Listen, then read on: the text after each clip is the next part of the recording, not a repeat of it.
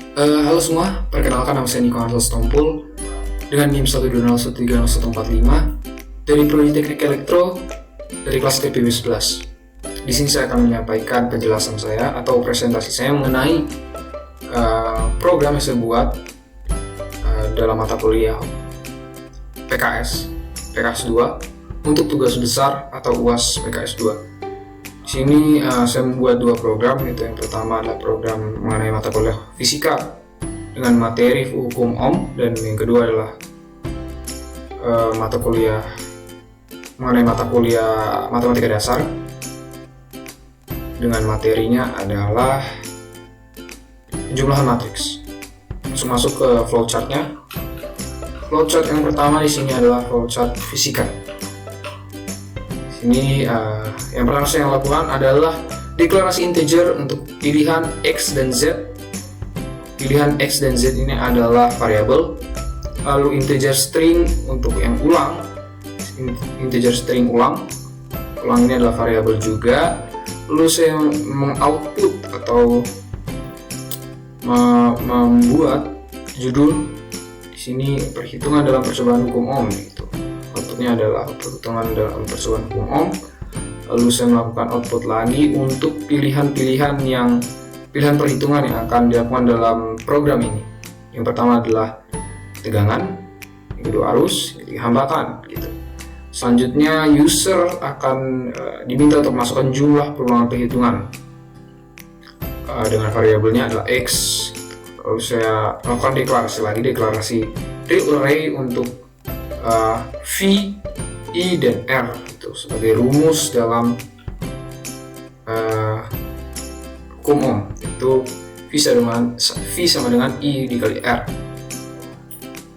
Lalu masuk ke sini akan keluar pilihan yang ingin dicari. Lalu user akan menginput pilihan yang ingin dicari, apakah itu 1 untuk tegangan, atau 2 untuk arus, atau 3 untuk hambatan gitu. Apabila user memilih pilihan 1 akan masuk ke percabangan ini. Di sini akan keluar perhitungan ke. Ini artinya perhitungan ke berapa user akan menginput data-datanya. Misal perhitungan ke ini diambil dari perulangan tadi. Misal yang user input adalah 2 kali perulangan, maka perhitungannya ada 2 gitu, perhitungan ke-1 dan perhitungan kedua nanti. Apabila sudah keluar ini, maka akan keluar selanjutnya user akan diminta untuk masukkan nilai arus dengan variabelnya ada I. Kemudian user diminta untuk masukkan nilai hambatan dengan variabel R, dan data-data yang sudah user masukkan tadi akan diolah di rumus ini dengan rumusnya adalah V sama dengan I dikali R, dengan V-nya adalah tegangan, I-nya adalah arus, dan R adalah hambatan. Akan keluar di sini tegangan sama dengan hasil, dan satuannya adalah volt untuk tegangan sendiri. Apabila user memilih pilihan yang kedua, user akan sama seperti tadi, akan mengeluarkan ini perhitungan ke 1 sampai ke perulangan yang user input. User diminta untuk masukkan nilai tegangan dengan variabel V, kemudian user diminta untuk masukkan nilai hambatan dengan variabel R. Data yang sudah user input tadi akan diolah di rumus ini, itu I sama dengan V per R. Lalu akan keluar outputnya adalah arus sama dengan hasil pengolahan tadi, dan satuannya adalah ampere untuk satuan arus. Yang ketiga, untuk pilihan ketiga itu perhitungan untuk hambatan. Kalau masuk ke sini, kalau akan keluar perhitungan ke, kemudian sama seperti tadi user akan disuruh untuk memasukkan nilai tegangan dengan variabel V. User diminta untuk memasukkan nilai arus dengan variabel I, dan data-data yang user masukkan akan diolah di rumus ini, R sama dengan V per I. Lalu akan keluar hambatan sama dengan hasil, dan satuannya adalah Ohm untuk satuan hambatan. Apabila user telah melakukan penjumlahan atau melakukan perhitungan tadi, akan keluar seperti ini. Apakah user ingin mengulang perhitungan tadi, maksudnya ya? Ketik yes jika ingin mengulang gitu.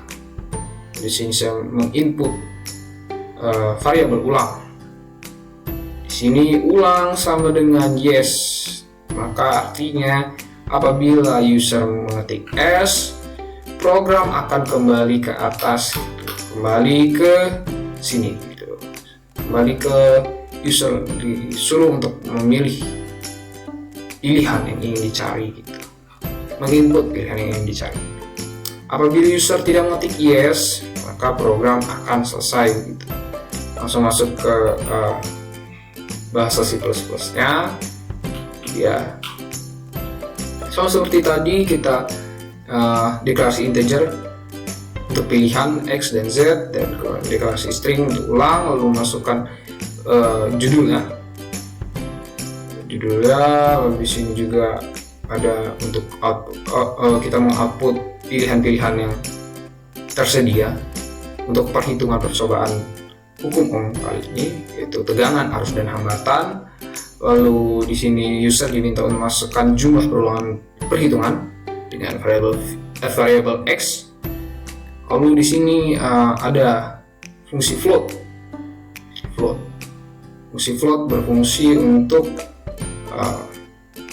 masukkan variabel yang akan terisi angka yang mempunyai koma atau angka desimal. Di sini ada variabel yang adalah V, I, dan R. Lalu outputnya akan keluar pilihan yang ingin dicari. Lalu input, user input dengan variabel pilihan. Yang apabila pilihannya adalah 1, pilihan pertama, maka akan muncul perhitungan curl seperti yang saya jelaskan tadi di flowchart. Sama seperti itu. Lalu akan user diminta untuk masukkan nilai arus dengan variabel I, user diminta untuk masukkan nilai hambatan dengan variabel R. Lalu data tadi akan diolah di rumus ini, V sama dengan I dikali R. Lalu akan keluar tegangan sama dengan hasil yang satunya adalah volt. Lalu apabila user memilih pilihan kedua, sama seperti tadi dimulai dengan kata-kata perhitungan ke gitu. Lalu user diminta untuk memasukkan nilai tegangan dengan variabel V, kemudian user diminta untuk memasukkan nilai hambatan dengan variabel R, dan data tadi dimasukkan ke rumus untuk Ohm itu. Untuk mencari arus adalah I sama dengan V per R. Akan keluar arus sama dengan hasil dan satuannya ampere. Kemudian apabila user memilih pilihan ketiga, sama seperti tadi akan keluar perhitungan ke, kemudian user diminta untuk memasukkan nilai tegangan dengan variabel V, kemudian user diminta untuk memasukkan nilai arus dengan variabel I. Data tadi akan diolah oleh rumus ini, R sama dengan V per I. Lalu akan keluar hambatannya sama dengan hasil dan variabel dan satunya ada Ohm. Apabila sudah melakukan perhitungan tadi, maka akan keluar seperti ini. Apakah Anda ingin mengulang? Ketika jika ingin mengulang dengan variabel yang ada ulang, maka ulang dilakukan fungsi while, ulang sama dengan yes. Apabila user mengetik yes akan kembali ke atas. Apabila user mengetik selain yes, maka akan selesai gitu, programnya. Coba programnya, run. Masukkan jumlah perulangan perhitungan. Misal kita masukkan jumlah perulangan perhitungannya 2 kali perulangan. Pilihan yang ingin dicari, kita memilih tegangan nomor 1. Masukkan nilai arus. Nah, arus ini misalnya 1, hambatan 1. Maka akan didapat tegangannya 1 volt. Lalu masuk ke perhitungan kedua. Diminta lagi untuk masukkan nilai arus 2, masukkan nilai hambatannya 2. Tegangannya dapat 4 volt gitu. Nah, lalu di sini akan keluar. Apakah Anda ingin mengulang? Ketik yes jika ingin mengulang. Oke. Kita ingin mengulang gitu. Misalnya kita ingin mengulang, kita ketik yes. Program akan mengulang dari pilihan yang ingin dicari. Misal kita memilih kali ini arus, itu nomor 2. Untuk perhitungan pertama, kita masukkan nilai tegangan sama seperti tadi, nilai tegangan 1, nilai hambatan 1. Didapatkan arusnya adalah 1 ampere. Perhitungan kedua, nilai tegangannya adalah 2, nilai hambatannya 2. Dapatkan arusnya juga 1 ampere gitu. Lalu sini akan keluar lagi, apakah Anda ingin mengulang lagi? Mengulang. Ketika yes jika ingin mengulang, kita nggak mau mengulang gitu, kita mau selesai programnya. Maka kita terserah mau mengetik apa. Misal saya mengetik A, maka program selesai. Jadi tidak harus untuk mengetik no, mengetik apa saja, program akan selesai itu. Oke, selanjutnya kita masuk ke flowchart yang materi matematika mengenai penjumlahan matriks. Pertama-tama saya memasukkan deklarasi integer untuk variabel v, w, x, y, dan n. Lalu di sini saya masukkan deklarasi string ulang. Lalu di sini akan keluar judulnya jumlah matriks. Lalu di sini user diminta untuk menginput jumlah baris matriks yang ingin dihitung dengan variabelnya adalah v. Lalu user diminta untuk menginput jumlah kolom matriks juga dengan variabel w. Dan di sini akan dilakukan deklarasi integer array untuk matriks 1 vw. Vw ini menandakan baris dan kolomnya. N sama dengan 0. Maka n sama dengan 0 agar program bisa berjalan. Akan keluar di sini user akan diminta untuk menginput nilai matriks pertama. Ini adalah fungsi yang menandakan barisnya, fungsi yang mengatur kolomnya, mengatur baris, mengatur kolom. Maka nanti user akan menginput matriks yang diinginkan, gitu, nilai-nilai matriks yang diinginkan. Lalu kita kemudian melakukan deklarasi integer array untuk matriks yang kedua, vw, seperti tadi v-nya adalah baris, w-nya adalah kolom. Lalu di sini user diminta untuk menginput nilai matriks kedua. Sama seperti tadi, ini adalah untuk baris, gitu, mengatur baris, dan ini untuk kolom. Lalu user akan menginput nilai-nilai matriks yang kedua. Lalu di sini dilakukan lagi deklarasi integer array untuk yang hasil dari penjumlahan tersebut.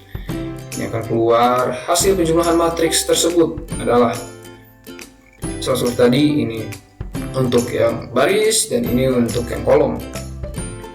Lalu semua data yang sudah diinput tadi, ini dua data yang sudah diinput yaitu matriks 1, matriks 2 akan masuk ke sini. Ya, akan masuk ke rumus ini, yaitu hasil sama dengan matriks 1 ditambah matriks 2 dan akan keluar dengan variabelnya adalah hasil, outputnya adalah hasil. Setelah semua sudah berhasil, akan keluar begini, kata-kata seperti ini. Apakah Anda ingin mengulang penjumlahan matriks? Ketika jika ingin mengulang, sama seperti yang fisika tadi, yang untuk hukum Ohm, apabila kita mengetik ya, maka akan kembali ke atas. Kalau di penjumlahan matriks ini akan kembali ke input jumlah baris matriks. Tapi apabila kita tidak mengetik ya, maka programnya akan selesai. Oke, kita masuk ke bahasa C++ nya untuk yang matematika. Di sini saya melakukan deklarasi integer untuk variabel v, w, x, y, lalu deklarasi string ulang. Di sini saya akan mengeluarkan atau outputnya, mengoutput judulnya penjumlahan matriks. Di sini user diminta untuk menginput jumlah baris matriks dengan variabel v, kemudian user diminta untuk menginput jumlah kolom matriks dengan variabel w. Lakukan deklarasi lagi integer matriks 1 array ya, vw. Lalu user akan diminta untuk menginput nilai matriks pertama. Nilai matriks pertama di sini untuk Untuk X sama dengan 0, X ini melambangkan nilainya, X sama dengan 0 dengan X kurang dari V min 1. V ini melambangkan baris, X plus plus. Lalu untuk Y sama dengan 0, Y ini melambangkan nilai kolom, dengan Y kurang dari sama dengan W min 1. W ini melambangkan jumlah kolomnya. Jumlah kolom, nilai kolom, jumlah baris, nilai baris, Y plus plus. Lalu user akan input nilai-nilai matriks yang pertama gitu. Sama seperti itu, matriks kedua juga begitu. Ada command deklarasi terlebih dahulu, lalu input nilai-nilai matriks yang kedua gitu. Kemudian kita melakukan deklarasi lagi untuk hasil. Deklarasi integer hasil akan keluar seperti ini. Hasil penjumlahan matriks adalah untuk sama seperti tadi, barisnya X sama dengan 0, X kurang dari V min 1, X plus plus. Lalu ini juga kolomnya adalah Y sama dengan 0, Y kurang dari sama dengan W min 1, Y plus plus. Data-data yang sudah diinput tadi akan akan diolah ke rumusing. Hasil sama dengan matriks 1 ditambah matriks 2. Maka akan keluar outputnya adalah hasil VW. V-nya adalah baris, W-nya adalah kolom. Lalu di sini ada garis miring T itu untuk membuat angka-angkanya seperti matriks. Terlihat seperti matriks. Oke, kita coba saja programnya. Compilean. Input jumlah baris matriks, misal jumlah baris matriks ada 2, jumlah kolom matriks ada 2. Input nilai matriks pertama 1, 2, 3, 4 gitu. Input nilai matriks kedua 5, 6, 7, 8. Nah, ini hasilnya akan didapatkan jumlah matriksnya adalah 12, 12, 12, 12, 12 gitu. Lalu yang selanjutnya, apakah Anda ingin mengulang penjumlahan matriks ketik ya? Jika ingin mengulang, ketik ya, maka akan kembali menginput jumlah baris matriks. Misal kita jumlah baris matriksnya untuk barisnya adalah 2, kolomnya ada 3. Kita input nilai matriksnya 1, 2, 3, 4, 5, 6 ya, sampai 6. Kemudian untuk yang nilai matriks kedua 6, 5, 4, 3, 2, 1. Karena keluar lagi, apakah Anda ingin mengulang penjumlahan matriks ketika mengulang. Kita sudah selesai, kita tidak ingin mengulang lagi, maka yang kita lakukan adalah mengetik selain dia. Nah, di sini adalah W. Kita mengetik W. Maka program akan selesai seperti itu. Tutup ya. Oke, mungkin seperti itu saja penjelasan dari program-program yang sudah saya lakukan. Mohon maaf apabila ada salah kata. Sekian dari saya.